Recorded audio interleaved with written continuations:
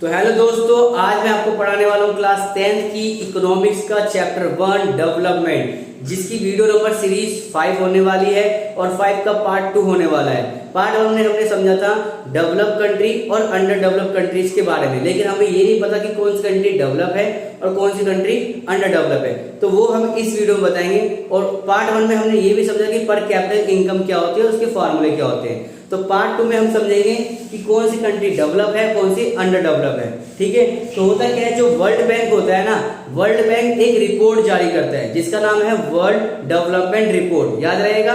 तो world development report 2023 के हिसाब से वर्ल्ड बैंक ये कहता है कि जिस कंट्री की भी पर कैपिटल इनकम, बताया था कैसे निकालते हैं, जिस कंट्री की पर कैपिटल इनकम $63,400 या उससे ज्यादा हो, $63,400 या उससे ज्यादा हो, तो वो कंट्री क्या है, रिच कंट्रीज है। समझ गए मेरी बात, समझ गए।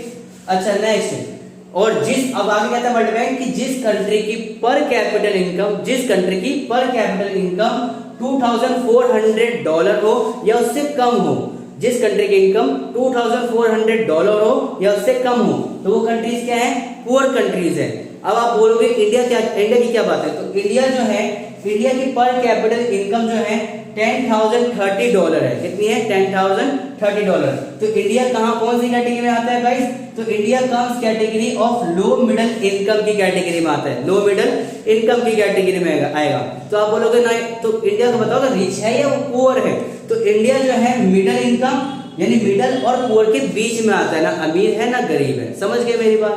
अच्छा, वर्ल्ड बैंक कहता है कि जितनी भी रिच कंट्रीज हैं वो सारी की सारी डेवलपमेंट कंट्रीज हैं, एक्सेप्ट कुछ कंट्रीज को छोड़ के, जैसे मिडिल ईस्ट और स्मॉल अदर कंट्रीज को छोड़ के। ऐसा क्यों, क्योंकि इसके पीछे रीजन है, क्योंकि सिर्फ इनकम को ही हम नहीं कह सकते कि वो इनकम से ही हम नहीं कह सकते कि डेवलपमेंट कंट्री है, हमें बाकी चीजों पे भी गौर करना पड़ेगा, जैसे कि फ्रीडम होनी चाहिए, सिक्योरिटी, हेल्थ, एजुकेशन, इक्वालिटी। इन सारी चीजों की अगर ये चीजें नहीं है तो आप कैसे कहते हो कि डेवलपमेंट कंट्री है। तो इन सारी चीजों का होना भी जरूरी है, सिर्फ हम इनकम को लेके नहीं कह सकते कि वो डेवलपमेंट कंट्री है, तो इनका होना भी जरूरी है, तब हम कहेंगे डेवलपमेंट कंट्री है। तो ये सारा सब कुछ मैंने पार्ट 2 में सीरीज में बता दिया। इसको और अच्छे से समझने के लिए इसका नेक्स्ट टॉपिक हम पढ़ेंगे इनकम एंड अदर क्राइटेरिया, जो नेक्स्ट टॉपिक है हमारा सीरीज नंबर 6 में। अगर इसमें कोई डाउट हो तो आप हमें कमेंट में बेहिचक बता सकते हैं। तब तक वीडियो के साथ बने रहें, like comment share and subscribe. Bye bye.